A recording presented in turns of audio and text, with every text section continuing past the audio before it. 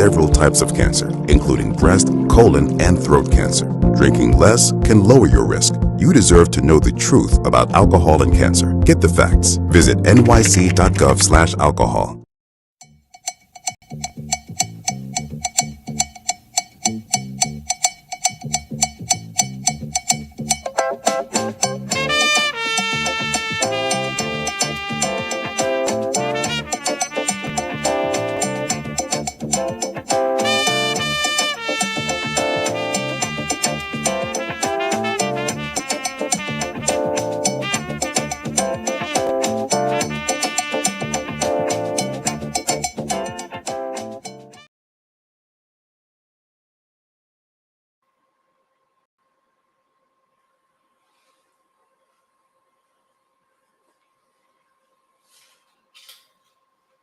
Good morning, everyone. Happy to have you with us. It's Wednesday, July 15th, 2026.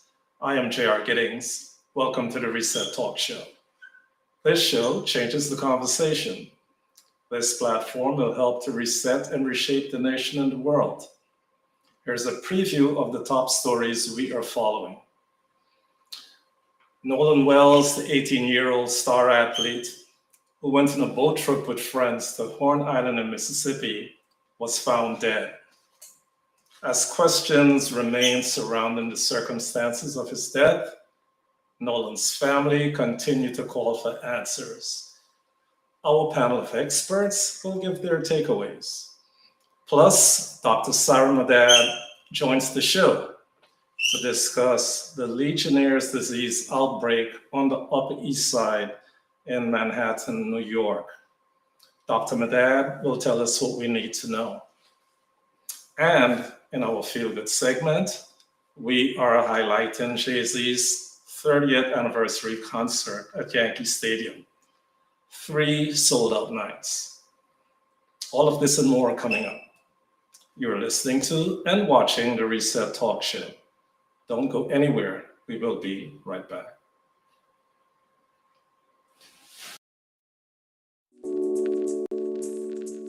Whatever your audiology needs are, we are here to help. Our full-time staff includes doctors of audiology, graduate student clinicians. We screen for, diagnose, and treat hearing loss in a diverse population of all ages. We work closely with primary care physicians, otolaryngologists, and other healthcare providers to ensure that we are treating the whole person, not just their hearing. When it was time for my baby's vaccinations, I wasn't sure what to do. There was so much conflicting information, I didn't know what was real. But then I found out that since the 90s, childhood vaccines have saved over 1 million lives and prevented more than 500 million illnesses in children. And like me, many parents worry. We all want to do what's best for our babies. So I went to my baby's doctor and I asked a lot of questions. And got the answers I needed. I choose to vaccinate. Ask questions, get answers. Vaccinate. Drinking alcohol increases the risk of several types of cancer, including breast, colon, and throat cancer. Drinking less can lower your risk. You deserve to know the truth about alcohol and cancer. Get the facts. Visit nyc.gov/alcohol. Hi, I'm Rabbi Eli Cohen, and I'm excited to introduce you to the new location of the Crown Heights Jewish Community Council Social Service Center. This is where you can continue to get help for seniors with Medicare, Social Security, any problems with SCREE applications and renewals. We have our health navigator who can provide you with health insurance for your family. We have Medicaid and SNAP applications, of course, and our well-known free business counseling for small businesses. So we're looking forward to greeting you at our new location. We're at the corner of Kingston Avenue and Lefferts Avenue in Brooklyn. Call me, Rabbi Eli Cohen, 718-771-9000, and we're here to serve you.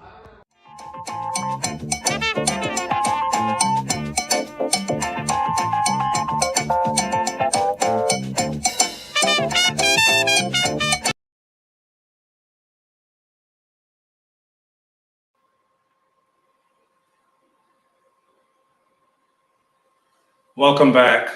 This is the Reset Talk Show. We have a great show for you this week. Let's begin with Nolan Wells' tragic death. This is every parent's worst nightmare. Nolan's family continues to call for answers while awaiting the results of the independent autopsy. I would like to welcome in our panel of experts. We have with us this morning Dr. Giddings, Pastor Straker, and Rabbi Cohen. Welcome all. So happy to have the good pastor with us this morning. Pastor Straker. Pastor Straker, we're going to start with you. Okay, the Nolan Wells story is getting bigger and bigger. The FBI has joined this investigation. Could you give us your takeaway? Could you, as a pastor, as a parent, with these tragic scenarios continuing to happen to the Black community, kindly give us your takeaway. Well, J.R., good morning to you. Good morning to my fellow panelists. It's good to be with you. Listening audience, it's good to be with you. Been away for a little bit to still have a lot of meetings today, but I needed to jump on because this topic is so near and dear to my heart. J.R., when I looked at the photos, it was overwhelming just to see the photo of this young man, Nolan Wells. When I look at it, I see my eldest son. My eldest son grew up in predominantly white school. Most of his friends were white. When he would go out and hang out, he would be definitely the minority in the group. And so when I look at that photo of a young Black man with his hair out, it brought me to tears because I can somewhat see the pain in those parents that are dealing with the loss of their son. In fact, working with parents whose children were taken from them for violent crimes, those kinds of things are very near and dear to my heart. And so when I saw the photo, it was overwhelming for me to even listen to the case as to what is going on. But you are somewhat intrigued because here is another young Black teenager, young Black male, whether it's male or female. We've seen this story over and heard this story over and over again. And it's always treated with less regard than their white counterparts. One of my favorite movies, JR, is A Time to Kill. It's where Samuel L. Jackson plays the role of a community person, and I want to believe, can't remember if it was Mississippi, or maybe it was Louisiana, one or the other, but someone had two white males had kidnapped his daughter, brutally raped her, and tried to hang her, and left her for dead. And Samuel L. Jackson, the character, took the matters into his own hands, and he went and he shot and killed them in the courtroom. In the closing arguments, the attorney for that character laid out the case before the all-white jury, and then he asked them to close their eyes, and he laid it out what happened, and then at the end he said, "Now imagine if that girl was white," and everybody opened their eyes, and everybody was in tears because of what they heard, but shocked at the reality of the fact that if it was white, should it make a difference if the child was white? If Nolan Wells was white and he was hanging with three other Black boys, and there's video of him having some type of confrontation where he's telling them, "Give me back my freaking phone." And that's all the evidence that we have. But these guys have his phone and they don't know where he is. Those three Black boys would be suspects. They would be arrested immediately. The case would be handled with great detail and investigation. We didn't see that in the early stages of Nolan Wells' situation. It is political pressure, public pressure, I should say, public pressure from grassroots shows and other major networks that have been fueling this, that there is a young man that went out with 3 white boys, and they're saying that he just walked off and went off with some girl and stayed behind. It just doesn't add up. Everything here stinks to high heavens. And so when I hear this story, and I'm seeing now that FBI and others are getting involved, I'm glad that the investigation is moving forward, but it took too long to get here.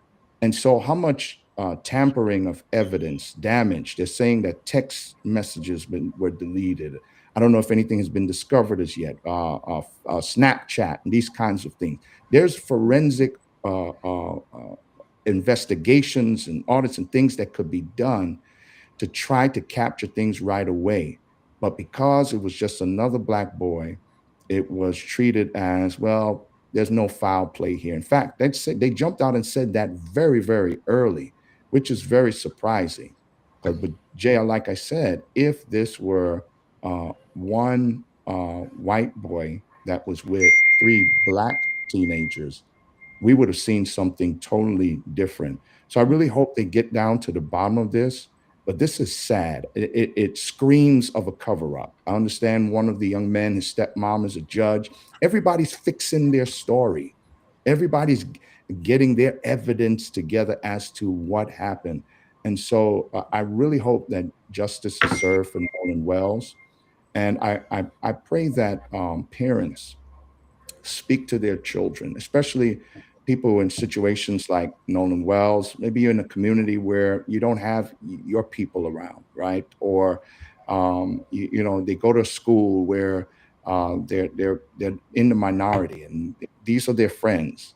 We have to be very careful as a people. And this is not to be racist, but history has taught us we have to be very careful. When things go down, we see the lines being drawn. And I hate to be such a realist when it comes to these things, but history has taught us when situations like this, people tend to stick together. And so as Black people, we have to give the talk to our children. We have to tell them what to look out for. And even though, yeah, you know, these folks are your friends, when it comes down to it, JR, what we see over and over again are those lines drawn. So I had to pull my sons aside and have the conversation. My youngest son, in the same school with my older son, he seemed to have found his own people. That year, they had allowed a lot more Black students in, and he kind of found his people and stayed there. My older son, he didn't have that option. And not to say that that would exactly happen to him, because I know those young men, the fine young men that he hangs out with, those are good friends. But at the end of the day, JR, I've seen it too many times. Lines are drawn, people fix their stories, people stick together, and we have to tell our kids all the time what the real issues of society are, what to look out for, and pray that these kinds of things don't happen to them. So condolences to the Wells family. Continue to lift them up in prayer, and pray that justice is served for Nolan Wells. Thank you, JR. Thank you, Pastor Straker. Pastor Straker, the one thing that I must say, it's more grassroots media and influencers that's been pushing the message. Now a few mainstream platforms are joining, but it's mostly grassroots and influencers, and of course, platforms like the Reset. Look, we will continue with Nolan Wells because it's such a big story. But we have Dr. Madad joining us because she has a heart out this morning. And we have a situation here in New York with Legionnaire's disease. So we're going to have pop in for a quick minute or 2 minutes. And so she could speak to us about that. Welcome in, Dr. Madad. How are you this morning? I'm doing well. Thanks so much for having me on, JR. Listen, the pleasure is all mine. You know, when there's a situation, we have to call in the people that could speak to it and make us wiser. Audience, Dr. Madad is a nationally recognized leader and epidemiologist and a chief biopreparedness officer at New York City Health and Hospitals. Dr. Madad, can you give us some tips about Legionnaire's disease, the symptoms, the what we could do to prevent it? Yeah, absolutely. So happy to give an update on Legionnaire's disease and the cluster that we're experiencing here in the Upper East Side of New York City. And then I'll also briefly just mention a little bit on cyclospora outbreak. It's that explosive diarrhea that you're seeing in the headlines. So I'll talk a little bit about some of that. So just first on Legionnaire's disease, one is this is something that New York City experiences every year. So typically we see anywhere from 200 to 700 diagnosis annually. So this is not something new. Currently, what we're experiencing here in New York City is there's a cluster on the Upper East Side. There's three specific zip codes where we're seeing cases linked to this cluster, and these zip codes are 10028, 10128, and then 10075. And what we're seeing, and this is not something unusual, is first is this is not an issue with a building's plumbing system. So residents are able to continue to drink water, bathe, shower, cook, and use their air conditioner. When we see these types of cases, is oftentimes implicated with cooling centers. And so when we talk about Legionnaire's disease, what it is it's a type of pneumonia that's caused by the Legionella bacteria that can grow in warm water. It often causes flu-like symptoms. This includes fever, chills, muscle aches, cough, and shortness of breath. And it is treatable with antibiotics. There are certain people that are more at risk than others. So for example, if you're 50 or older, if you smoke or vape, or have a medical condition or take medicine that weakens your immune system, you're at higher risk. And so what's important is that you do get medical attention right away. If you don't have a healthcare provider, regardless of your immigration or insurance status, you can call 311, or you can go to New York City Health and Hospitals to get healthcare services. There are tests to test for Legionnaire's disease, and obviously, as I mentioned, getting prompt treatment, is really great to prevent severe illness. And so, this is treatable, and this is something that the health department is watching very closely. Yesterday and the last couple of days, they've been able to share initial PCR results of buildings that have tested positive for Legionella. That doesn't mean that that is the source of this current cluster. What this just means is that they've detected live or dead bacteria in their cooling water system, and that additional tests are still being conducted. When we talk about Legionnaire's disease, there are three specific types of tests that the health department does to understand, what is causing this current outbreak and linking it to the source. So the first is PCR test. This tells you whether there's live or dead bacteria. And then the second is they have to grow the bacteria in culture. That can take 2 weeks. Then they do whole genome sequencing, which takes time. So that's where, it's hard to find out right away which cooling center, which building in their cooling tower is implicated in the current cluster. But the administration, the Mamdani administration, has taken additional steps to be able to share with the public which of these buildings have initial PCR positive, just for awareness, and then the testing continues to find the actual source. The one thing that I'll also mention is that luckily the number of cases has decreased over the last few days, so that's a good sign, because when they have found the buildings that have positive Legionella in their cooling systems, they asked for immediate remediation. So that's cleaning and disinfecting. And so luckily, hopefully, maybe that may have gotten to the source. But again, we still need to do more investigation to understand what is the actual source of the current cluster. So more to come. But this is important for those that are most at risk. Those are in those particular zip codes that live or work there, or were in that area, since late June. So if you become symptomatic, please do see a healthcare provider. So that's a little bit on Legionnaire's disease. Wanted to just very quickly mention on cyclospora. This is something that's, truly getting the headlines in the last few days. And what's, unusual is that we're seeing a lot more cases in this season than last year. So, for example, last year we've seen a little under 300 cases across the United States, but this year we're seeing over 3,000 cases, and this is across about 30 states or so. The epicenter is kind of Michigan, that we're that we're seeing most of the cases right now. And the Michigan Health Department has been able to provide a lot of great reporting on the number of cases and hospitalizations. So the one thing that I'll mention is that Cephalospora also is not something new. We see this every season, but we don't necessarily know the exact source of the produce. This is a produce infection, if you will. And so what's important here is that the different health departments are continuously investigating to find the actual source of the produce that's causing this current outbreak. That doesn't mean that people should stop eating produce, for example, lettuce or fruits and vegetables. What's important is that we follow good food practices. So this is washing your fruits and vegetables, cooking it to the appropriate temperature. And if you do have, for example, diarrhea and you have it for a prolonged period of time, what we want to just make sure that you watch out for is dehydration. So certainly go to a healthcare provider. If you're immunocompromised, if you're experiencing diarrhea for a longer time frame. So more to come on that as well. But we're in the season of lots of different outbreaks. So not surprising. Such a privilege to have you here, Dr. Madad, as you break it all down for us. When we hear about anything, the first thing that we do is panic. But if you have an epidemiologist who is on point, making good analysis and bringing the information to us, that's so important. Dr. Giddings, I'm going to give you a chance to ask the epidemiologist, Dr. Madad, one question because she definitely has to run. Good morning, Dr. Madad. Welcome back. And thank you for all the information. I don't really have any questions, but I know people are concerned about how they can get Legionnaires. So they should as well know that it's really not contagious, or it doesn't spread from person to person. Is that correct? That is correct. Yeah, this is through inhaling contaminated water vapor.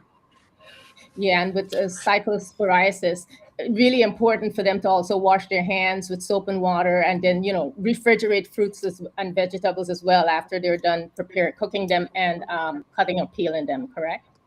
Yeah, oh, absolutely. And I think this is also a great time to promote and give business to your local farmers market, right? So when we look at these types of outbreaks, oftentimes they're probably from a large commercial farm that's producing, for example, lettuce or raspberries or whatever the source is, which we haven't found out yet. But this is a great way to support your local farmers market, to shop locally. So I think what's important is that you should not stop eating these healthy foods. That's important that you continue to do so.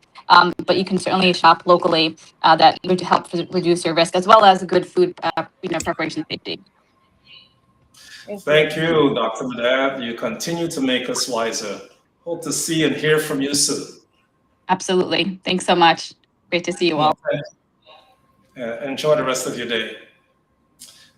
So that was Dr. Madad, our epidemiologist, and it's our health segment is always important. It's always good to keep up and know what's happening and know what to do. So we're coming right back over to the Nolan Wells case, because this case is getting bigger and bigger and messier and messier. Dr. Giddings, the FBI has now joined this case. But from your perspective as a mother, over the last 10 days, what have you surmised from all of this? Yes, good morning, panelists. Good morning, J.R. again. Yeah, I mean, I had a lot of the same concerns and feelings and everything like Pastor. As you know, I have a son and we live in Texas, in the South, where, as a matter of fact, the majority, I think about more than 50% of the populations of Black people are here. And a lot of Blacks, they go missing, and their stories don't hit the news like this one. I mean, there's so many of them. 33% of Black people go missing, Black kids, teens go missing, and we never hear or see about them again. So I'm so glad that this is in the news. But yeah, my son went to pretty much an all-white high school and experienced the similar things as Pastor. And we had daily conversations with them, because it's really, really important. I had issues that I had to go up to the school and talk to them about for these similar type issues with, the racism, et cetera, going on. So yes, it's really important for parents to really talk to their kids about what's going on. And it's not everybody, but you really don't know. And then the other thing I taught as a pediatrician, I talk to a lot of my kids going off to college, is like, you have to, have safety precautions, know who you're going with, leave messages with friends, call, numbers, etc.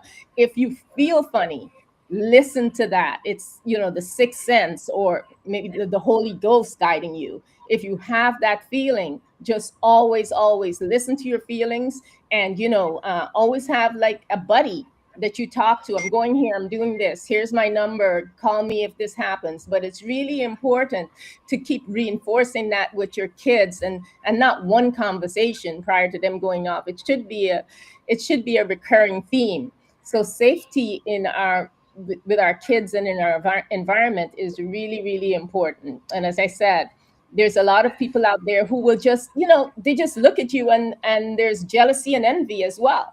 So a lot of these things play into what goes on, in these types of situations. But yeah, I mean, the fact that, they hired Ben Crump is really important, because now it's getting a lot of views. It's really important. When I see the interview with the parents, it's just heartbreaking. I look at that mom, and actually I'm sitting there thinking, I'm not sure how they're doing these interviews, because I'd be broken up. But yeah, they're asking the public to share videos, share information. We're awaiting the independent autopsy.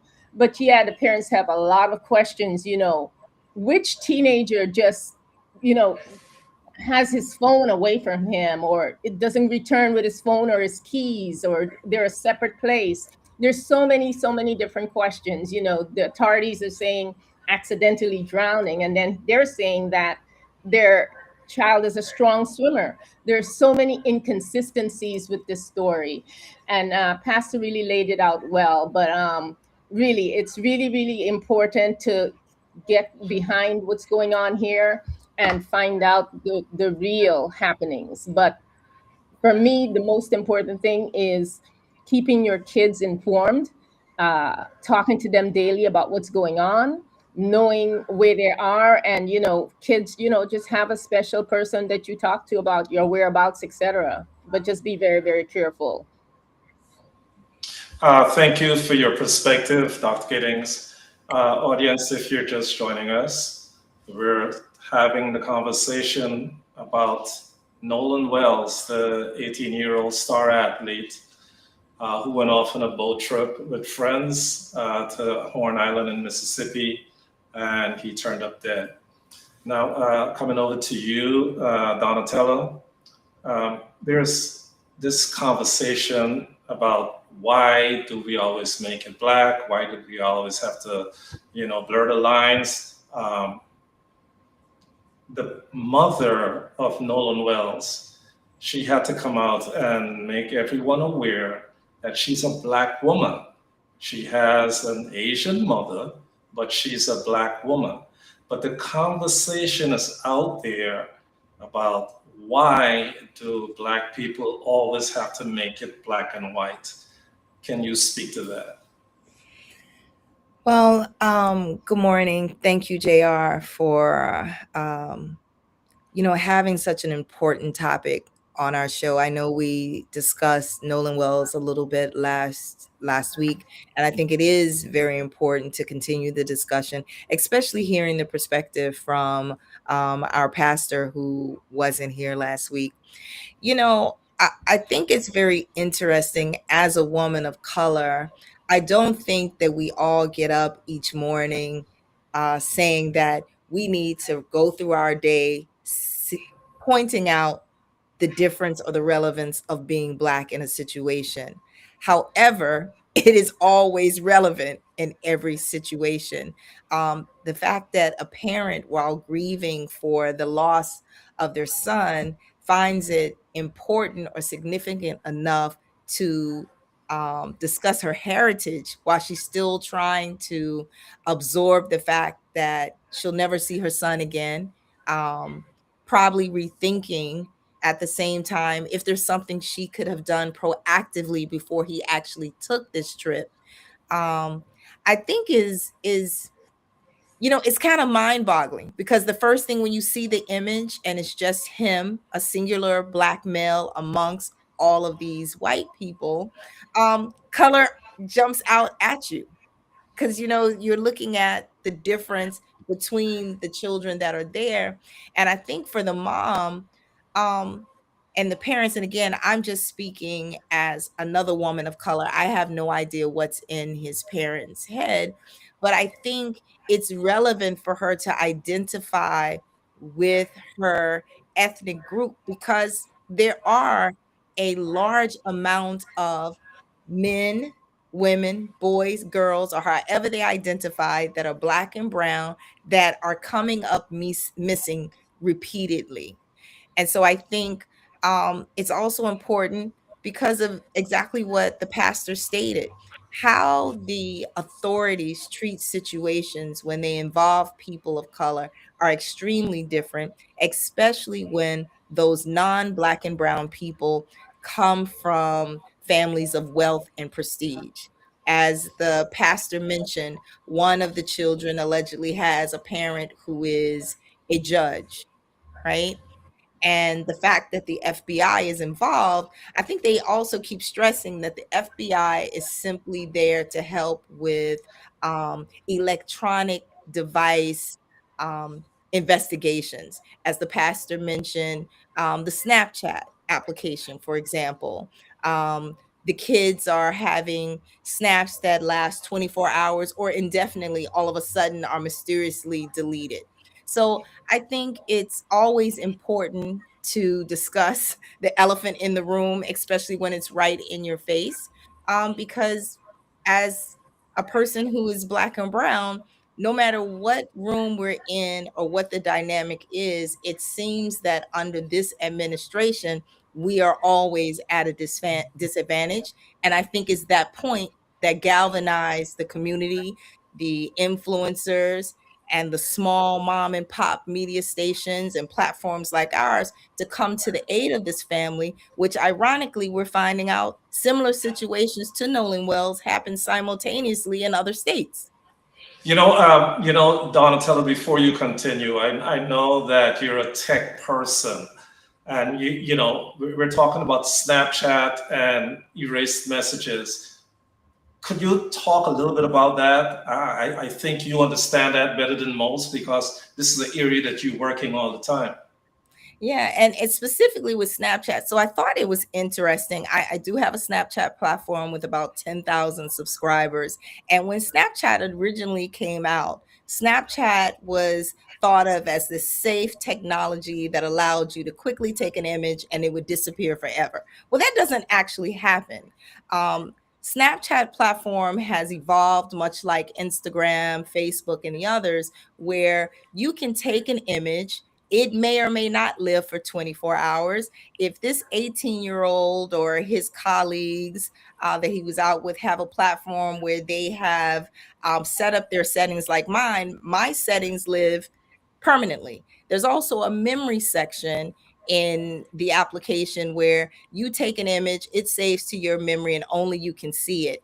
If you've seen some of the screenshots that are featured in the news, that snap that was deleted after 24 hours, there's a little notation underneath that says, my eyes only, which meant that snap was saved directly to that individual's memory and it was intentionally deleted. Now, if you know anything about technology and servers, nothing's ever really gone, right? So you can get a subpoena, you can contact someone's server, those approved authorities, and you can retrieve those images. And what's interesting, there's no discussion.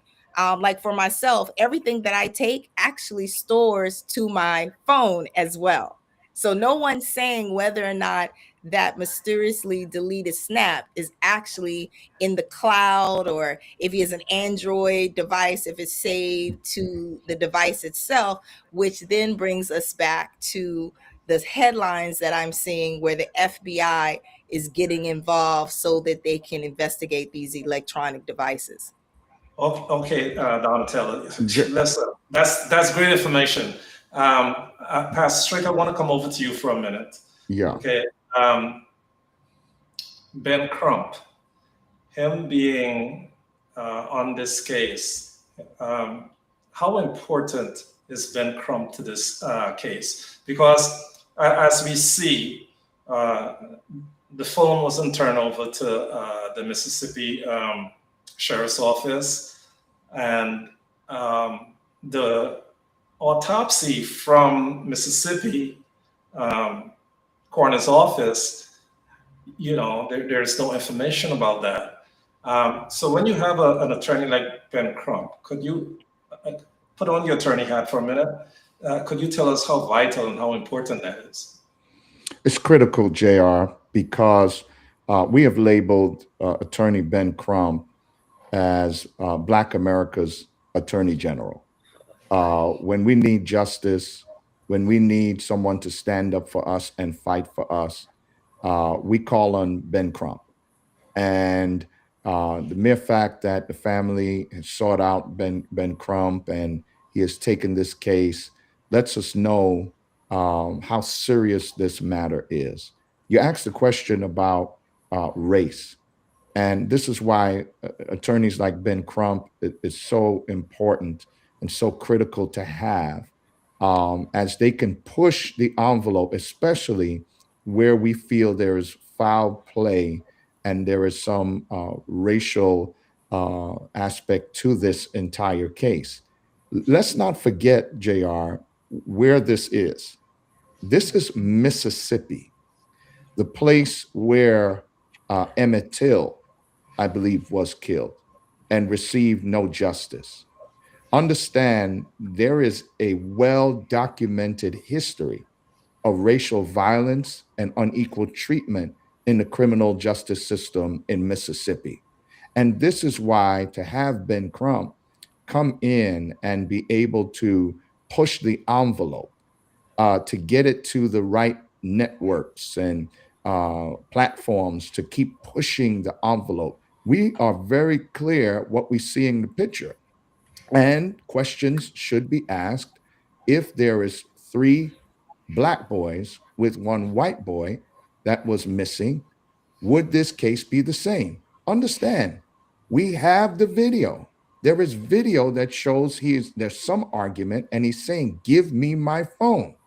Yet Nolan Wells is missing, but the 3 white guys, they have his phone. Right there and then, that should be enough grounds to arrest somebody, because you have video saying, I want my phone. The phone is in somebody else's possession. That's theft.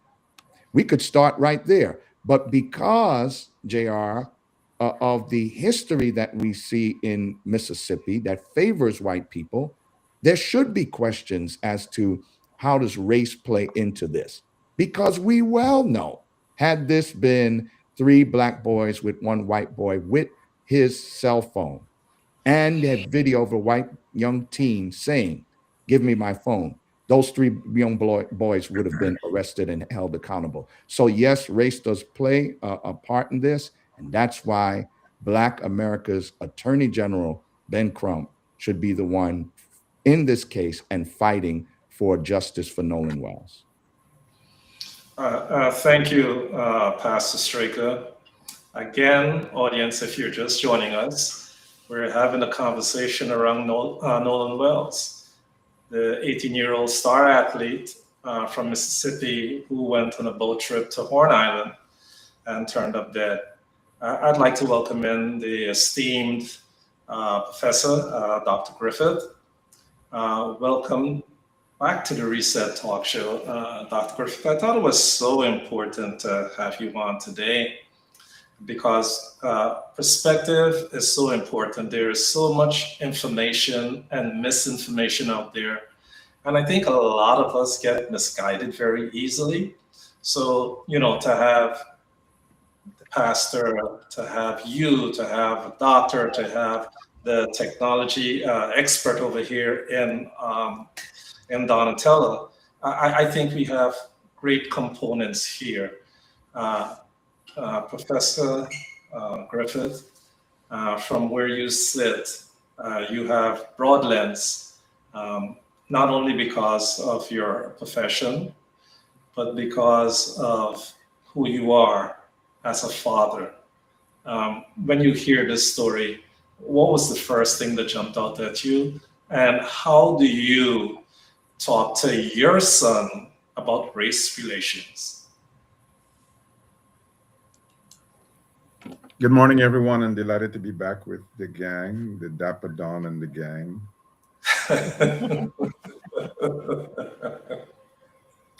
I lived for more than a decade in Florida. Our two children graduated from high school in Florida. And my son was in a black fraternity. And one of the things that this black fraternity did in high school is that they organize tours to HBCUs. People who are contemplating going to college, here are opportunities. And I remember before, his name is Ivelaw like me, before Ivelaw left in that college campus tour, we had and this was 2004, 2005. We had a candid conversations about expectations in places other than Miami. Now, our children have traveled the world many times, but have not been to too many places in the South other than Miami. And in Florida, the farther north you go, the further south you get. When the campus tour went to Texas, that was the first harsh reality for my then 15-year-old son about what life can be for a black person in any part of America, especially in the South. And so when I learned of this episode involving Nolan, my mind went immediately back, and I'm not going to tell you some of the experiences I had at hotels in Texas. 20, 30 black guys are coming down to say they're going to study campus tour. My mind went immediately back to the experience of some of things that my son faced, and those were not as horrendous. I use that to say that for many fathers and mothers of black boys or black girls who have had experiences that are not palatable, not comfortable, that experience of that family there in Mississippi would have caused people like me to say, there we go again. There we go again, and the kind of there we go again, remembering the contemporary social context. What my son experienced way back in that time, you can say is comparatively a better social context than the 2026 social context. We've got a social political context where there is unapologetic racism from the top, where there is encouragement, where there is, I don't care about the rules in relation to some people who are black and brown. My focus is on the white folk. And I remember waking up this morning and hearing that President Trump said, let's put back those people to go back and do the things that led to the murder of a guy in the street in a certain part of this nation. What I'm saying then is that the anxiety of any person who has a child, young or old, in a contemporary context of these United States is one where you've got to be always on your P's and Q's, walking in pins when your kids are not only out of your neighborhood, but in a neighborhood environment where you're one of your minority, even becoming more obvious. He's the only black kid among these white kids. So I am saddened for the family. It brought back memories that are not wholesome to me. And I'll make this final point. I've had the good fortune, colleagues, of living in various parts of these United States, in rural Georgia, rural Virginia, in Florida, in New York, and you may hear the notion that New York is a blue state. But come to Long Island and go to certain parts of upstate New York, then you get red and redder than dead. So it must raise the anxiety and the anxiety level to dangerous levels for parents, especially if you're a single mother with a black son. It's a saddening occasion, but I think we need to remember the social context. And it's important to look going forward now. What they said, the FBI is involved. Let's see what comes out of the FBI involvement. Let's see what happens with the signaling at the top about whether this matter should be given the due diligence it ought to be given. Sad times, not only for this family, sad times for the context in which we find ourselves as a nation.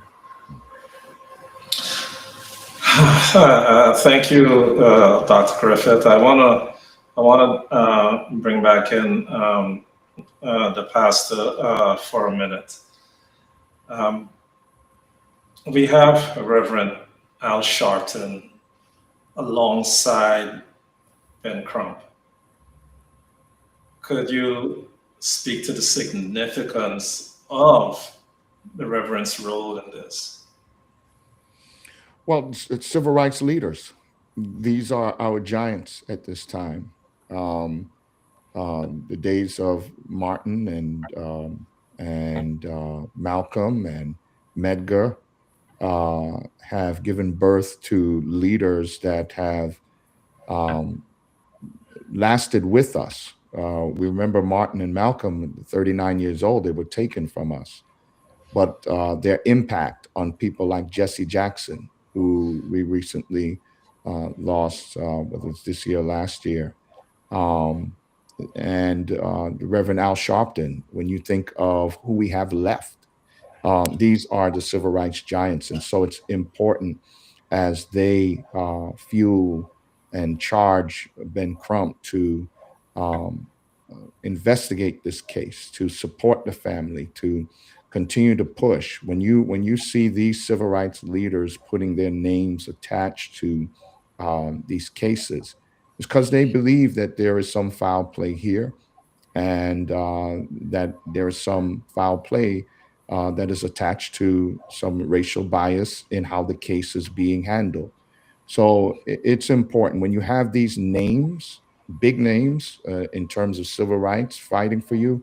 It goes a long way. There's so many cases like this, JR, that don't get the attention. Dr. Giddings talked about that. And a lot of times they don't get the attention because they don't have the names that are big names that are attached to it to draw that attention. It's just so that there's so many of them that there's only so much that Ben Crump can handle. There's only so much that Al Sharpton, Reverend Al Sharpton, can handle. But this is happening in America every single day. This is why, JR, I've tried to keep my children out of red states. I wouldn't even apply for colleges in red states for my children. Not that it can't happen in a blue state, as the professor said, because there's certain portions of upstate New York it's more racist than the South. But I try to keep them in areas where there's a certain philosophy that gives them a chance to survive as young Black men. And so this is critically important that we have these big names, JR, and I really hope that they would not let up because people have to know you will be held accountable for your mistreatment of Black people, criminal acts against Black people. And do I feel that something criminal happened here? Yes, I think something, whether criminal or criminally negligent, happened here. And there is a big cover up. So we need the powers that be to step in and help push the envelope. Brilliant, Pastor. Brilliant. That was my next question coming up, and you one step ahead of me because we have to call it for what it is. A lot of people are saying, oh, we have to wait and see what's happening. We have to. I'm asking the panel. I'm going to start with you, Donatella, and with you, um, Dr. Griffith. Do you see a cover up here, Donatella?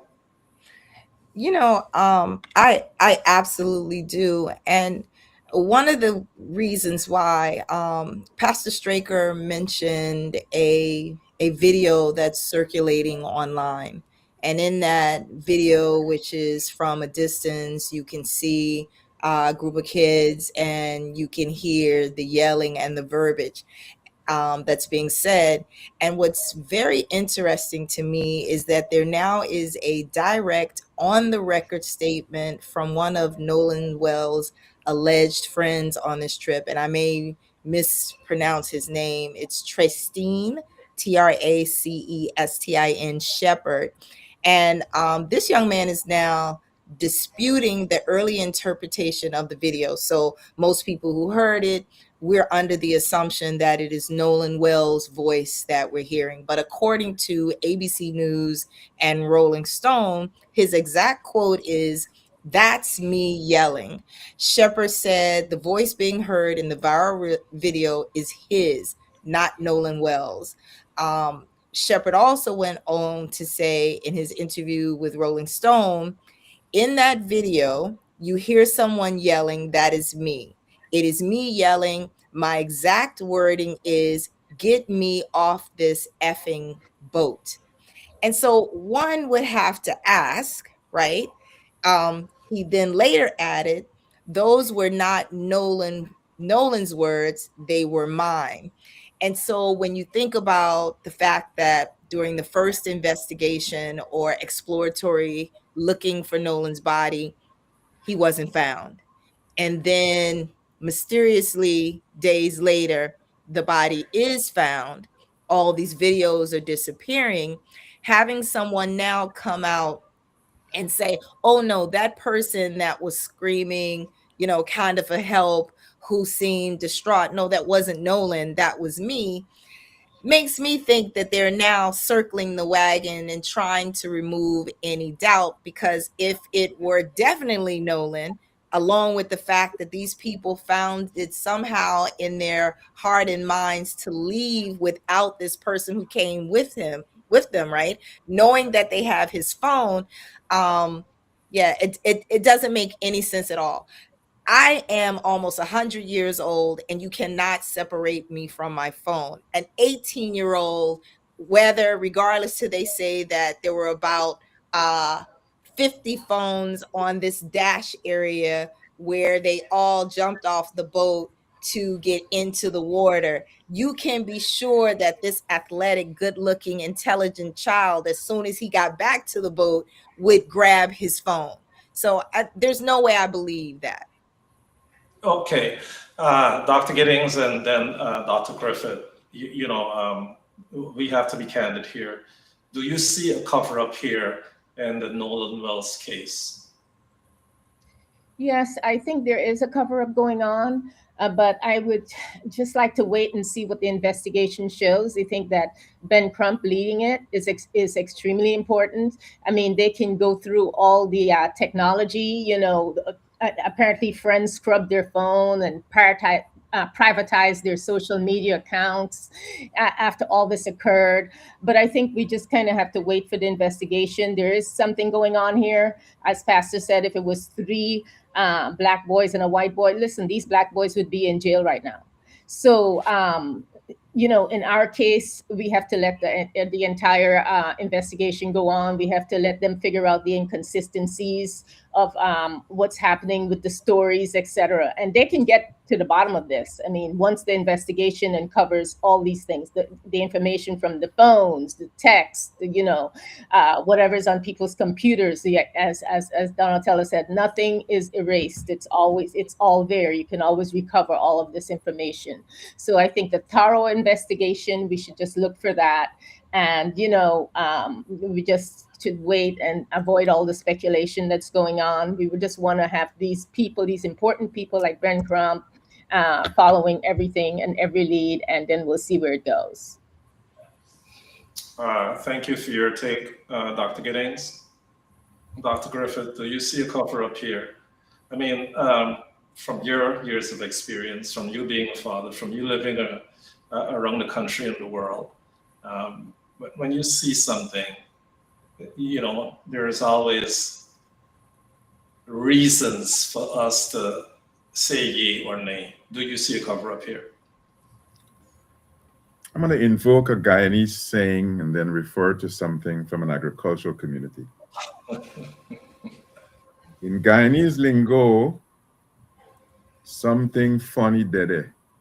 I think Jamaicans say that too. Something funny dede. Now, here is what, if you are living in an agricultural community, you might be familiar with. There is more in the mortar than the pestle. There is more in the mortar than the pestle. In other words, the circumstances, the context, the content raise sufficient suspicion that all is not well. And when you put context and content together, not only is it true that something funny dede, seems quite true that there is more in the mortar than the pestle. So let's investigate the mortar. Let's see what other than the pestle is in that mortar. Let's see who's responsible for putting what in the mortar and who's responsible for taking what out and doing what with what's taken out. Something funny there.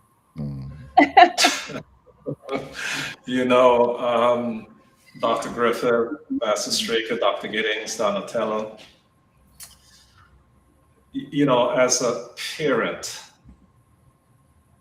this case, it rips you apart. And if you're looking at it through the eyes of a parent, you cannot tell me or anyone else who has lived life that there's not a cover-up going on here. Why some people are on the fence is simply because in Mississippi, they get away with murder all the time.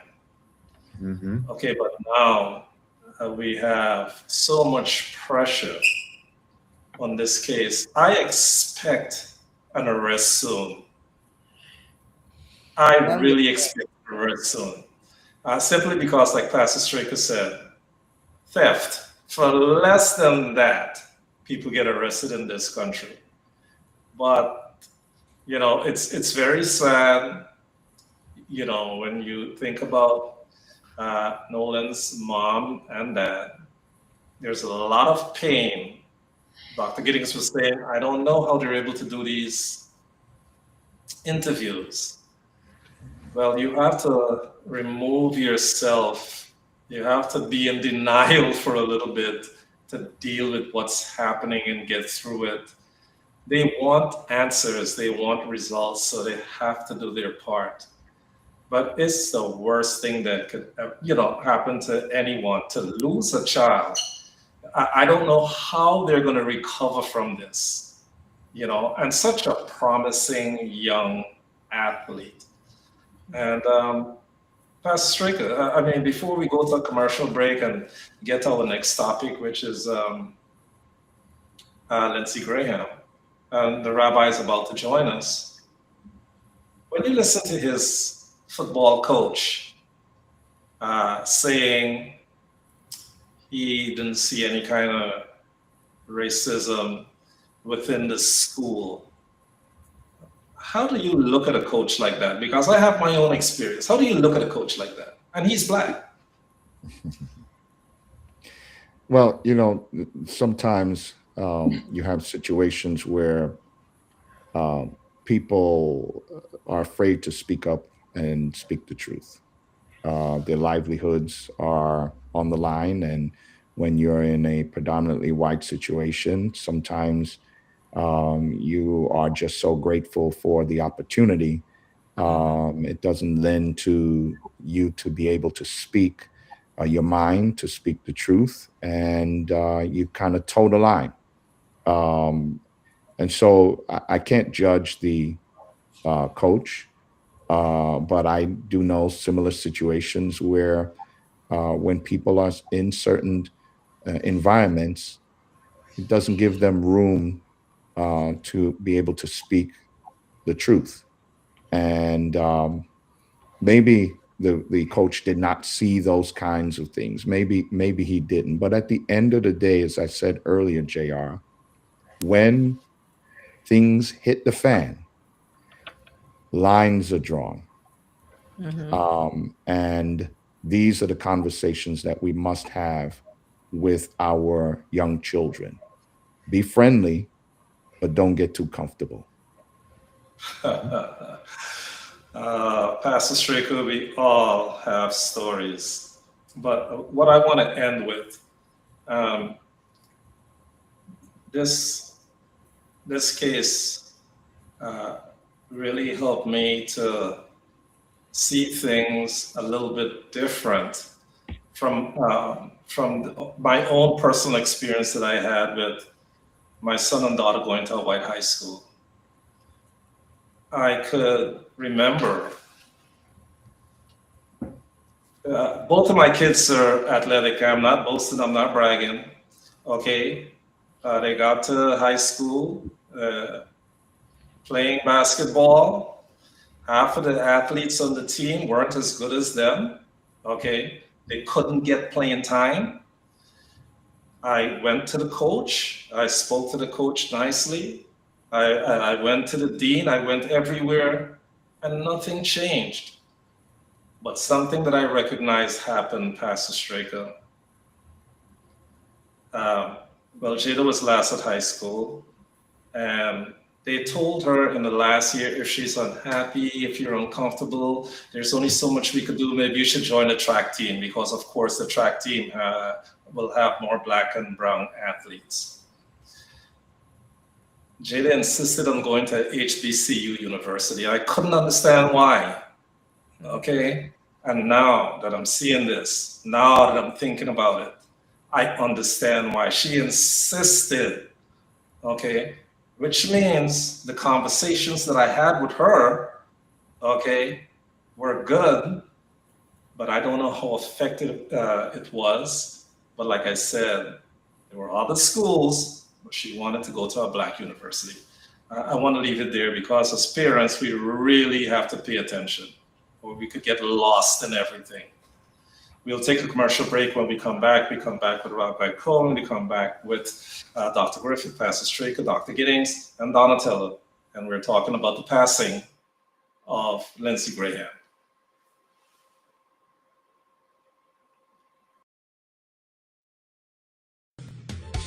At Roger Victor Archibald Civil Rights and Personal Injury Attorneys, we are family. No matter what the case is, we go fight it. If you're looking for justice, you will get it. Roger will treat you like you is VIP. Come join you with the team, cause in this law firm we treat you like family. Winning millions for clients since 1991. Family. Working together here as one, yeah. Family. So call us today at 718-237-1111 or visit our website at BrooklynATTY.com. From the shores of the Caribbean to the United States Courthouse, where clients are treated like people and not simply cases. Call us if you have a case involving police brutality, medical malpractice, construction accidents, automobile accidents, and all other personal injuries. This is Attorney Roger Archibald. Call me today at 718-237-1111. We are family.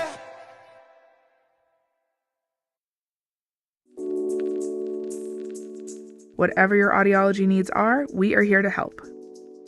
Our full-time staff includes doctors of audiology, graduate student clinicians. We screen for, diagnose, and treat hearing loss in a diverse population of all ages.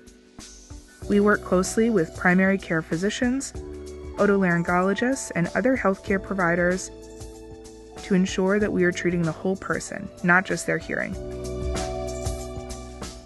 Drinking alcohol increases the risk of several types of cancer, including breast, colon, and throat cancer. Drinking less can lower your risk. You deserve to know the truth about alcohol and cancer. Get the facts. Visit nyc.gov/alcohol. When it was time for my baby's vaccinations, I wasn't sure what to do. There was so much conflicting information. I didn't know what was real. But then I found out that since the 90s, childhood vaccines have saved over 1 million lives and prevented more than 500 million illnesses in children. And like me, many parents worry. We all want to do what's best for our babies. So I went to my baby's doctor and I asked a lot of questions. And got the answers I needed. I choose to vaccinate. Ask questions, get answers. Vaccinate.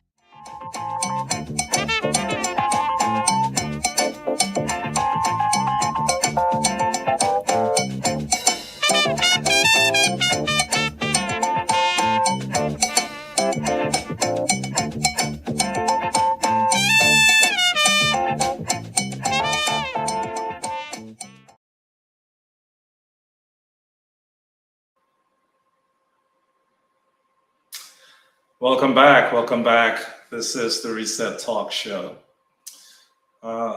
Straight ahead, we're going to talk about the passing of Senator Lindsey Graham. I would like to welcome in Rabbi Cohen, Pastor Straker, Dr. Griffith, Donatella, and Dr. Giddings. Good morning, Rabbi Cohen. We haven't heard from you. I know you were running late, and you're here right now. And quickly give me your reaction to the death and the passing of Senator Lindsey Graham. And you have 2 minutes, Rabbi. Great. No, it's fine. First, I want to say that I was listening to the last segment, although I wasn't able to join yet. I was still arriving from an early morning meeting. But, Nolan Wells, the family is obviously suffering greatly, and we certainly feel for that and hope that there'll be a proper resolution of that case. As far as Lindsey Graham is concerned, so actually one interesting point that I realized after I woke up and read the news is that he was actually born on the same day that I was. So July 9, 1955 was my date of birth, and it was his too. So that's an interesting connection, and it, a little bit of a warning to us to watch our health, because this condition that he had, the tearing of the aortic artery, is a very, very serious condition. And fortunately, he passed pastor living in our neighborhood I'm quite close with. He detected he had this problem, and he actually had surgery and came through it quite well. So it is possible to treat it if you catch it on time. So we certainly feel the loss. As far as Lindsey Graham, the most important contribution that he's made in the last number of years has been his advocacy for Ukraine in the brutal invasion by Russia. Everyone talks about a lot of conflicts, but that conflict is one of the worst of all of them, where Russia literally invaded a sovereign country with no provocation and has been killing civilians on a regular basis and losing tens of thousands of their own people from jails and conscripted people and so on. And Graham has just been fighting and fighting to terminate that war. And as he had actually just come back from a meeting with Zelensky, with the president of Ukraine, right before he died, and he had spoken with Trump just a few hours before his passing to discuss what he saw at that meeting, and real hopes that he can bring that war to an end and bring peace to the region. So certainly someone has made a great contribution. Maybe some of the other panelists will want to talk about other contributions that he made, but certainly that one is a great one, an important one.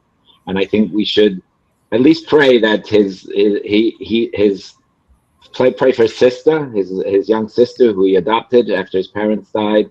Pray for those who care about him, his state, obviously, and pray that his efforts to resolve that terrible conflict in Eastern Europe should be fruitful.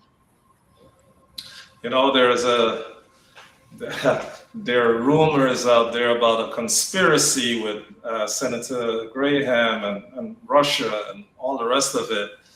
And it's a conspiracy, but we don't know. There's a lot of talk about maybe.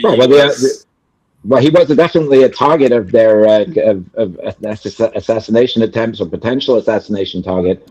But I think that the consensus is that it was a natural death, and they have identified the cause, and it certainly fits in with his history, with some of the things he was speaking about before he passed away. So we have to assume that there's no reason to doubt that it could have been an assassination, but the evidence seems to point towards a natural death. Okay, Rabbi, Pastor Straker, Senator Lindsey Graham's death. There's mixed reactions on Capitol Hill about the senator. Your reaction? Well, JR, let me just say condolences to family members and loved ones, friends that mourn the passing of Lindsey Graham. He was loved by his people. And so when someone dies just so quickly like that, you can imagine the pain that they feel. And so I must express condolences to his family members, his constituents, people that were connected to him that are dealing with the shock of his passing. With that being said, JR, I think two things can be true at the same time. That there are people who are mourning the death of Senator Lindsey Graham, and then there are people that are not mourning the death of Lindsey Graham, and there are reasons why. And so you're hearing a lot on the networks and people's views, and I think both are valid. The condolences are valid, as he is a human being. But the question also remains, what type of human being were you? What did you do with your life?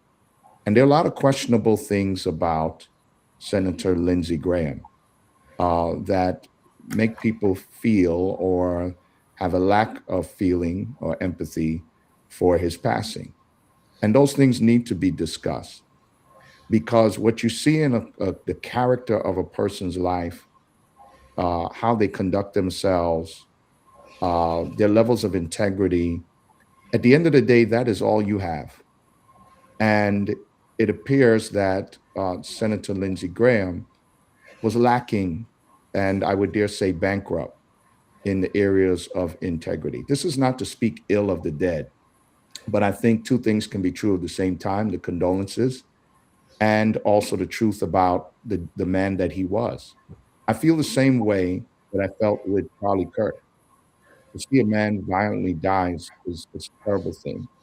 To have a wife and child and family members mourning a loss and people that love someone is a terrible thing. But also, what did that person do with their life? The words that came out of their mouth. And what we saw in Senator Lindsey Graham was very conflicting, because there were times where Senator Lindsey Graham would say one thing, and then he would turn around and contradict himself and say another. This has left a lot of people with a lack of empathy for his passing, because they believe he had a chameleon spirit. And I agree with him. I agree with them that they see someone that was really only concerned, or appears to be concerned, with power, prestige. And so when you look at his record, and when he was running particularly against Donald Trump in 2016, he was able to call it as he saw it. As many people, as we see social media videos, the record is very clear. He referred to Donald Trump and he called him a race baiting, xenophobic, religious bigot. It's very clear. He said, you know how to make America great again? Tell Donald Trump to go to hell. He referred to Trump as a jackass after his comments about John McCain military service. John McCain was also a friend of Lindsey Graham. He said that Trump was a cook. He said he was crazy, unfit for office. He said he has not displayed the judgment and the temperament to serve as commander in chief. And he warned the American people, if we nominate Trump, we will get destroyed and we will deserve it. Well, he loses his bid for running against Trump in the primaries there. Trump becomes president. And what does Lindsey Graham have to say when Trump becomes president? Oh, he's the most consequential president we've ever had. Oh, we play golf together. He's very nice to me. Oh, how can I get to be in his orbit? He's concerned about being connected to Donald Trump. Can we move forward without President Trump? And his thing is, no, we can't do anything without. He's kissing the ring. And there are a lot of people, when they see this, they question his integrity. They refer to him as a liar. They refer to him as someone who is disingenuous just so that he can get power. And so this is the gentleman that was the chair of the Senate Judiciary Committee. And if you remember correctly, there were times when they were blocking President Obama in the election year from appointing a Supreme Court justice. They said, oh, it shouldn't be done in an election year. It's too soon. Yet, when Donald Trump was president, it was Senator Lindsey Graham who made sure that when Justice Ginsburg, if you remember, when she died in September of 2020, late into two months from the election, allowed President Trump to appoint Amy Coney Barrett. He was also supportive of Brett Kavanaugh, Justice Brett Kavanaugh, and defended him, especially against the sexual assault allegations. He is just as complicit as what we see happening on the Supreme Court, that we blame Donald Trump, that we blame Mitch McConnell, who also played a strong role. And it's very interesting that his health is also in question at the time, at this time. We see the role that he played in shaping this activist Supreme Court that is reversing our civil rights. Then, not only that, JR, he recently chaired the Senate Budget Committee. He was responsible and helped structure and steer the bill for the One Big Beautiful Bill that has wreaked havoc, made tax cuts for the rich, and has harmed the less fortunate and the poor and those that are struggling here in America. This is the Lindsey Graham who warned you about the things that Donald Trump would do. But then when Donald Trump gets in there, you're kissing the ring and signing up and pushing Donald Trump's agenda. So there's a lot of mixed feelings about his death. And I think they are warranted. And again, not to speak ill of someone who is passing, but his record stands for itself. They are facts. And so we have to see that there's some people that are mourning his passing, his loss. But then there are a lot of people that are saying, we don't wish death on anyone. But as a former pastor of mine said, to see evil cut short, he has no problem with that.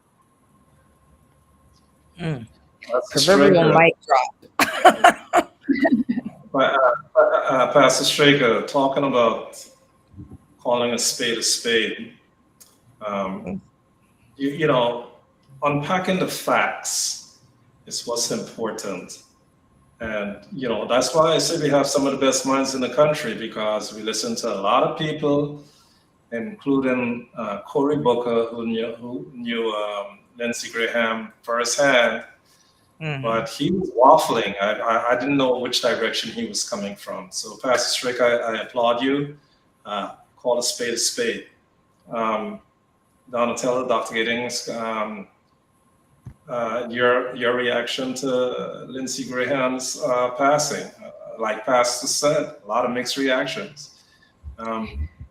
You know, Yes. oh, I'm sorry. You know, going after either Professor Ivelaw or Dr. Giddings or Pastor Straker generally doesn't leave much room for me to say anything that would be different.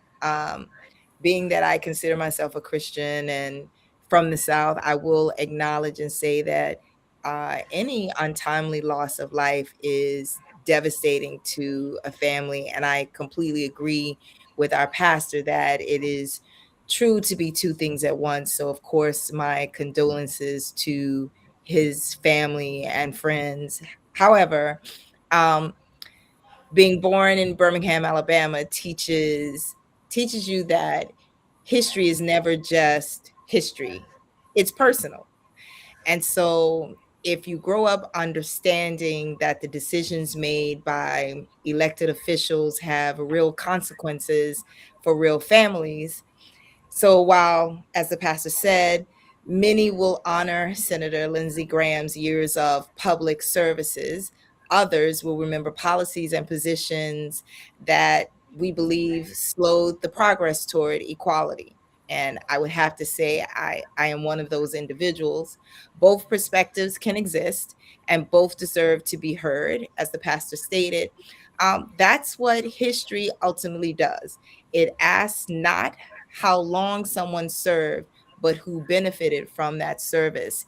And so I would say that a lot of people who look and sound like me didn't really benefit from that service, especially the inconsistencies that Pastor Straker mentioned. You can't come out and call a person, as you said, JR, a spade, and then later on kind of cherish the ground that they work on and then do the devil's work and still have people like myself shed a tear. So Thank you, Donatella. Dr. Giddings, your reaction to Senator Lindsey Graham's death? Well, I agree with everything that Pastor and Donatella said. Condolences to his family, friends, colleagues, etc. He actually died 2 days after his birthday, which was really extremely sad. And it's reported that he died from aortic dissection. Now, as Rabbi was talking about it, an aortic dissection is really a medical emergency. This is not diagnosed previously. It's a sudden event. If you remember John Ritter from Trees Company, he died from the same thing. It's a sudden thing. It's a life-threatening medical emergency where there's like a rip that occurs in the inner walls of the aorta, and the aorta really is your body's largest artery. Okay, it feeds all the organs. So it causes the blood to surge between the layers of the wall of the artery, which leads to a fatal rupture and that cuts off blood flow to arteries. So it's like a sudden, quick event that happens. Of course, you must take charge of your health and get checked, etc. But this is really a sudden thing that happens. And if it's found, it's just, coincidence that it was found, but it was a medical emergency. Again, Lindsey had a span like 34 years of public service. So I really liked his service in the beginning of his career, especially with his friends John McCain and Joe Lieberman. They called him the trio. He did a great thing, but then everything changed once President Trump came into office, and then that's when I pretty much lost all respect for him. He did some good things previously, but since then, according to Rabbi, his only redeeming quality was the Ukraine, his support for Ukraine. But then when the Ukraine president, if you guys remember, last February was in the Oval Office and he was berated by J.D. Vance and our president, he never came out and said anything about that. So this is the kind of person he is, and I agree where two things can be true at the same time. But he was pretty transactional and complicit, and he just had a quest for power, and the way he can get that was being close to the president. So that's the route he chose. And really, I have no respect for someone that's spineless like that. And the current administration, what's going on with the Republicans, they're all the same. They're about to probably authorize Todd Blanche as being our top, attorney general for the people, and he's not for the people, it's for Trump. And so they're all going to probably say yes to that nomination. So that's who they all are. They're really spineless, and they just follow along to prevent themselves from being fired or being on his retribution list. So that's where we are today. And the question for Lindsay is, what did he really stand for? When you support and enable something like our current president. So it's really a complicated legacy for him, I think. Thank you, Dr. Giddings. I just love the perspectives that we're getting here this morning. Dr. Griffith, a lot of mixed reactions about the death of Senator Lindsey Graham. What is your takeaway? If I was coming immediately after Pastor Straker, I would say, let the church say amen. But let me say a couple of things. Every couple of months, my son and I do what we call father-son stuff. And 2 years ago, we spent a couple of hours at the Lewis Latimer house in Queens. If you don't know who Lewis Latimer was, you should read upon him. Outstanding Black scientist, technologist. And I came away from that experience struck by, among other things, one of the things that Lewis Latimer said. It was so powerful that I wrote it, and now it's been part of my email signature. And I'll tell you, if you get an email from me, you'll see it. Here's what Lewis Latimer said. There is only one time now. There is only one day, today. Yesterday is gone beyond recall, and we have no assurance that for us there will be a tomorrow. Lewis Latimer. Lindsey Graham's passing reminded me of the potency of Lewis Latimer's saying, tomorrow is not promised. And it's a reminder that we've got to live good todays, be able to be proud of our yesterdays. And I know that, and coming back to things Pastor Straker and others have said, there's a lot of pride in some of the yesterdays of Lindsey Graham. There's a lot of disappointment in some of the yesterdays of Lindsey Graham.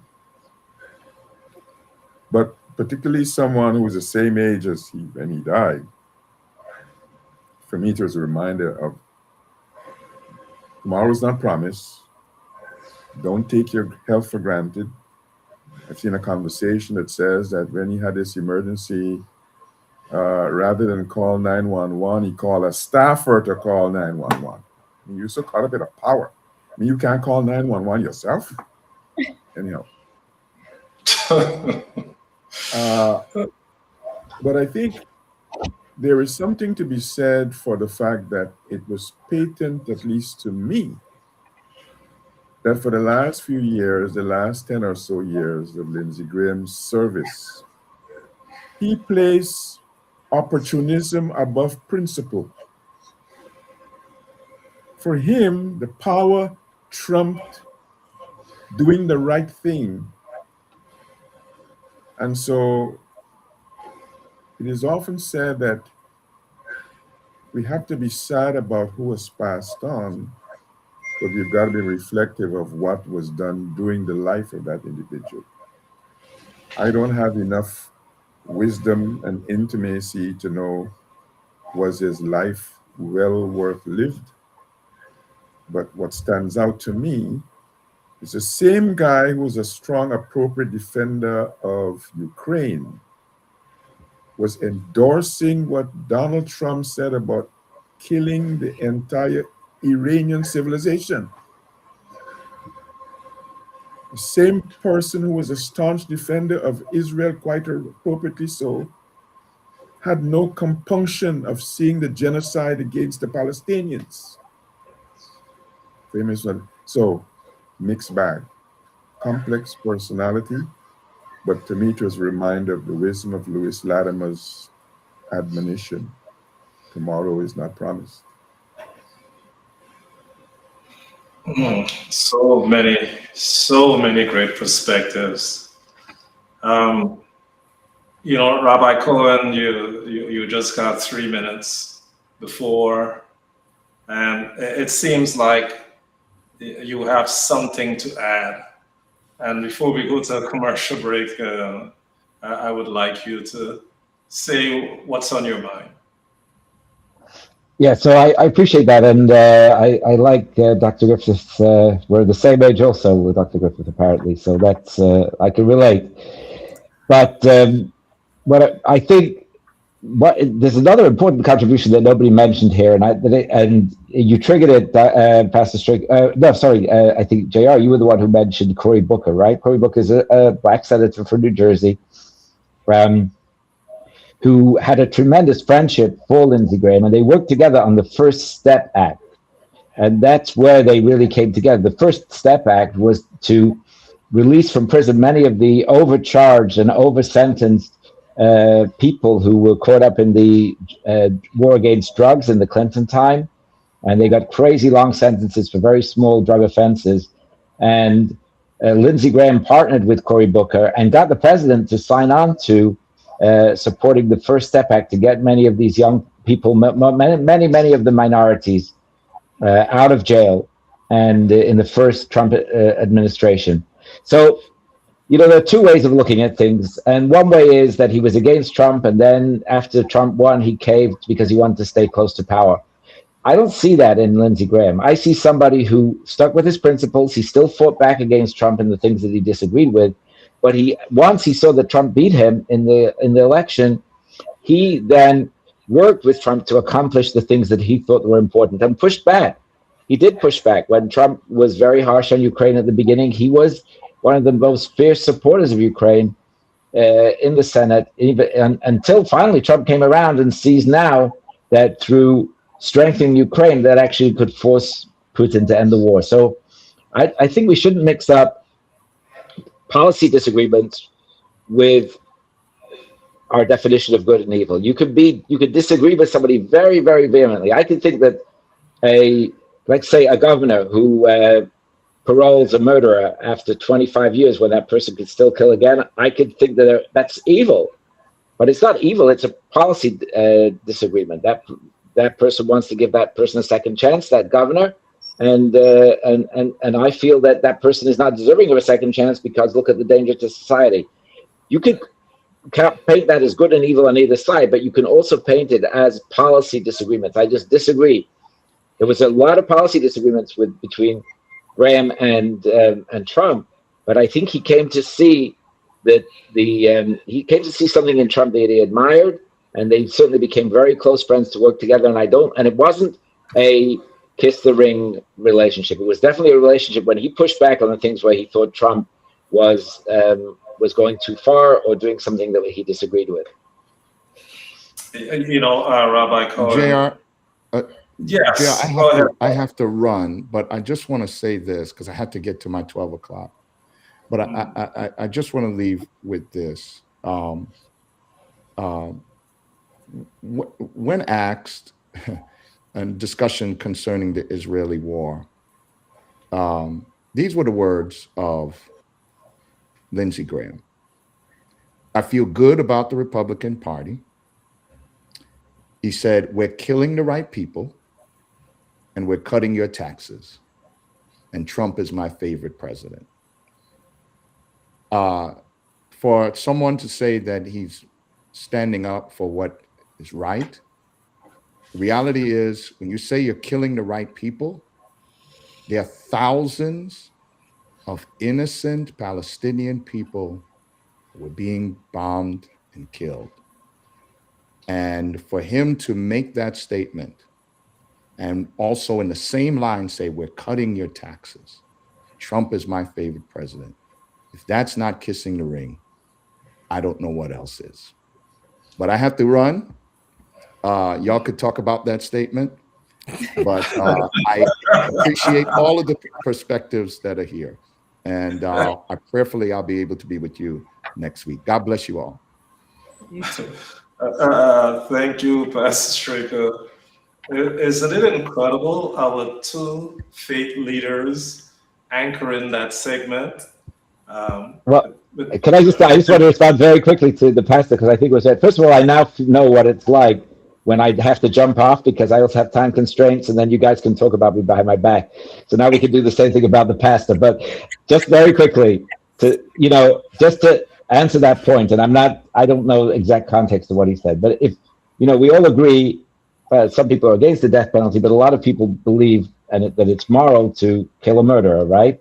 So if killing the right people means the people who are shooting bombs or raping or killing, or the ones that are keeping hostage the people of Iran, the people of Lebanon, the people of Gaza, and those terrorists that are dominating those cultures and pushing down their own civilians and forcing another country to come after them, and there are innocent casualties. I don't think he's talking about the innocent casualties. I think he's talking about the ones that need to be killed, the ones that are trying to kill others.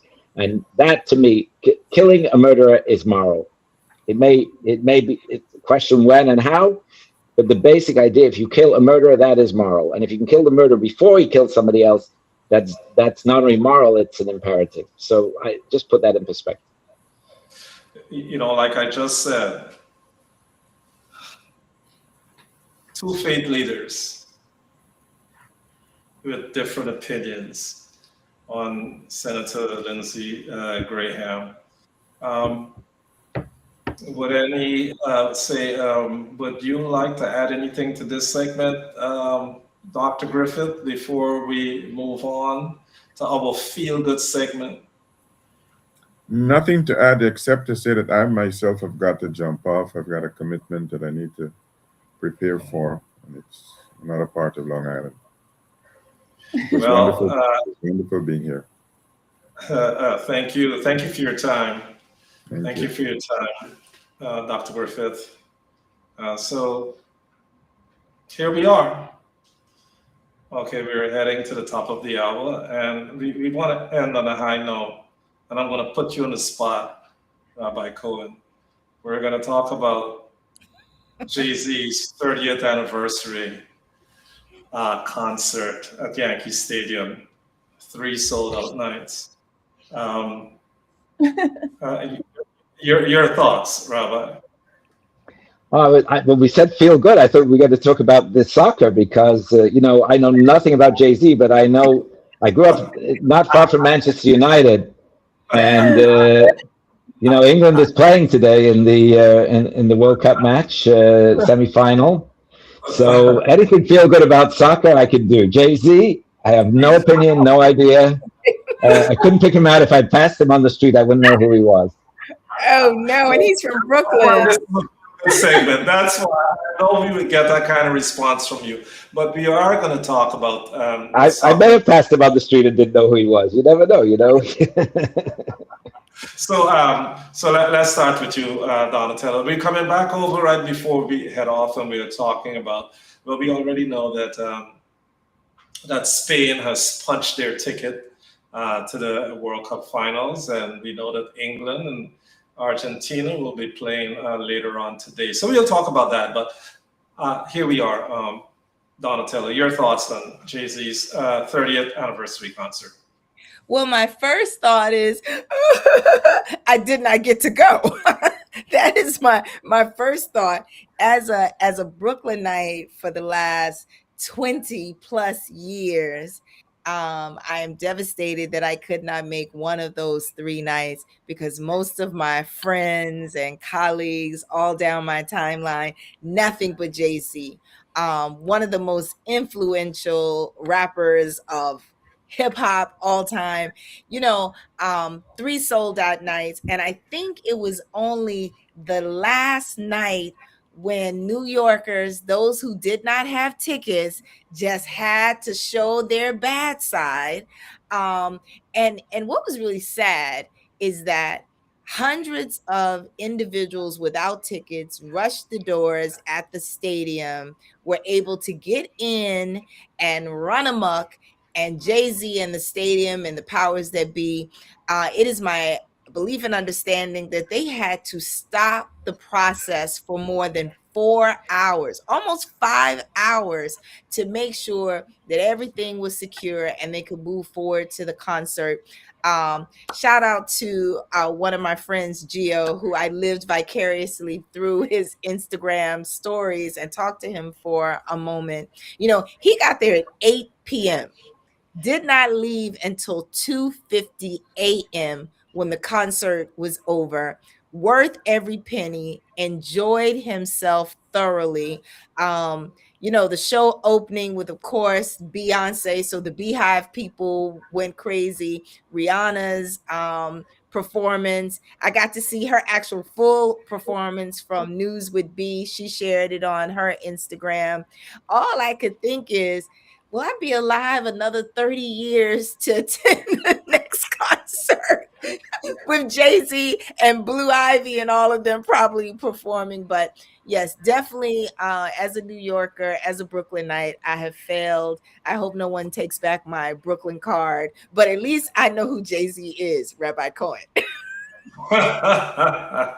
Dr. Giddings. Yes. Jay-Z celebrated 30 years in the business with a three-night concert at Yankee Stadium. Your thoughts? Wow, New York is just on fire, isn't it? It was, the Knicks, right? Then, July 4th, and then the World Cup, and now Jay-Z. That's the place to be, right? Number one, New York. But yeah, by the way, guys, I'm gonna be at his concert in October in California, so I'll get the 30th anniversary songs too. So, but no, Jay-Z, he is amazing. He is the quintessential American dream. Okay, his rise from Brooklyn projects, Rabbi, to being the hip hop's number one billionaire, Rabbi. That's who he is. Okay, he co-founded Rockefeller Records and independently released his critically acclaimed debut album Reasonable Doubt in 1996. Hence 2026, 30 years. Okay. And then he parlayed his music success into lucrative self-owned empires across fashion, spirits, and entertainment. So anyway, Jay-Z is the authentic person in this era of distrust. So I must say, he's the new vision of the American dream. He's acknowledged by everyone, Obama, etc. But this 3-night deal was amazing. All the fans showed up, the stars. Actually, Yankee Stadium concert record, it broke the record for Yankee Stadium.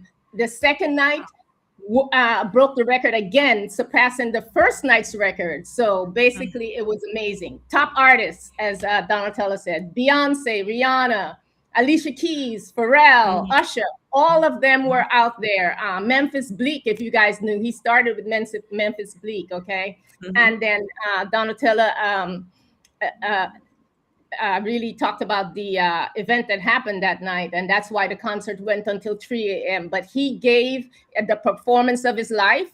He wasn't lip syncing. He was saying all his poems and rhymes and everything. He is an amazing artist. He can come up with songs in like 30 minutes. He's just like the quintessential, as I said, American dream. He's amazing. I can't wait to go see him.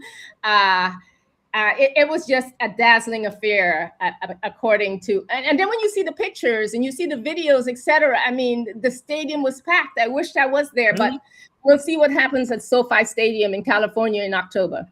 Let me see if I can get there. I do want to say the only thing I saw fans saying they really wish he could have put aside his beef with Damien Dash and allowed Damien Dash to come out on the stage. That's what I heard a lot of people saying, because he is one of those founders as well. But I think those two are going to go to their grave separate. It was just an epic performance, and yeah, as I said, I can't wait to see him in a couple of months. Do we have it all covered or what? Okay, we're talking politics, we're talking sports, we're talking entertainment, and now we're going to talk World Cup. By now, you know that Spain has punched their ticket to the World Cup. And Argentina and Manchester, England will be playing later on tonight. So let's come over to you, Rabbi Cohen.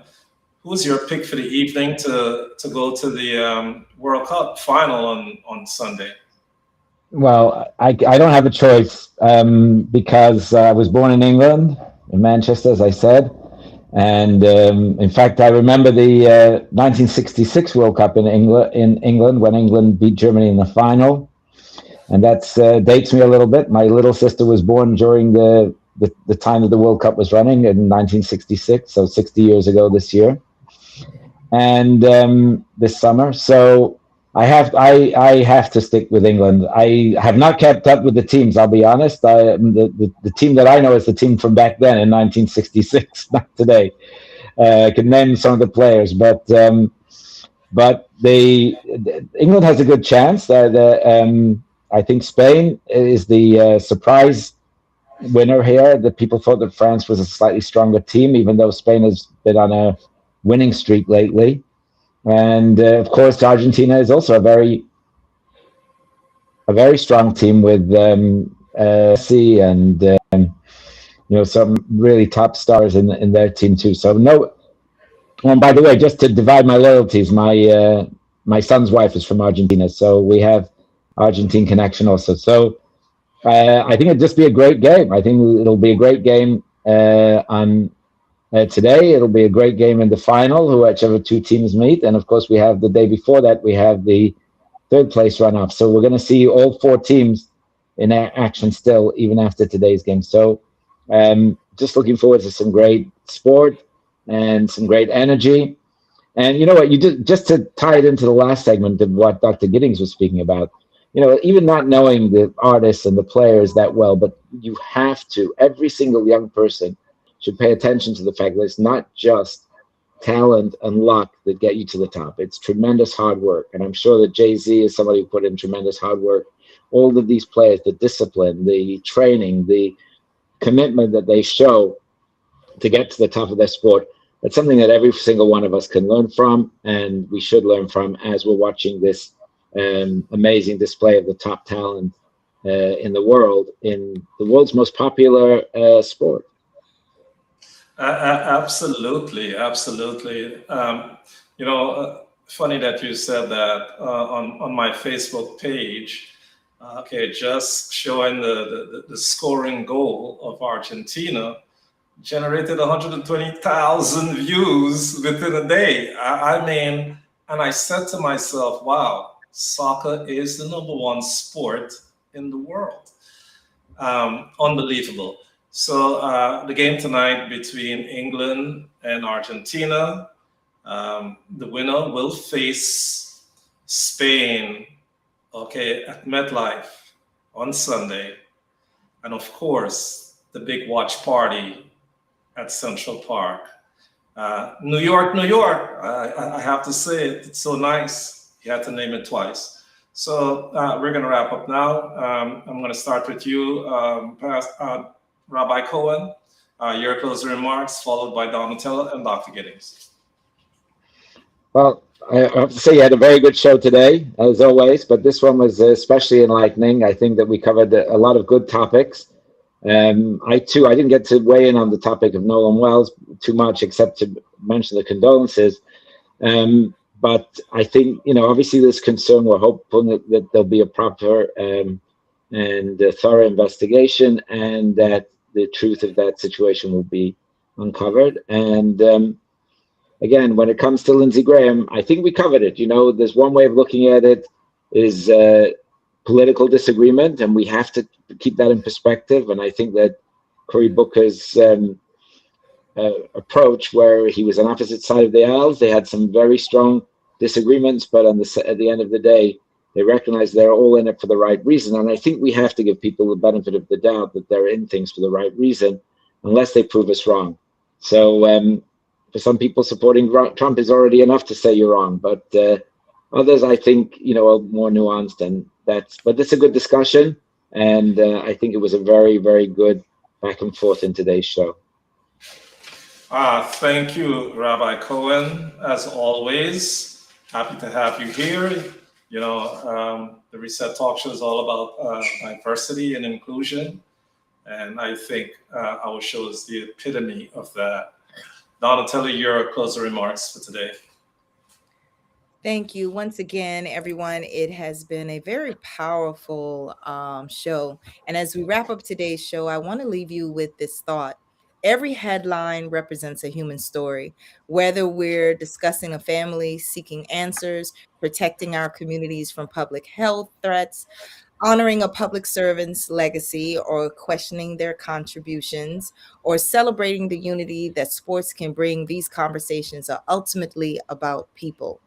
All people, no matter what color their skin or how they identify.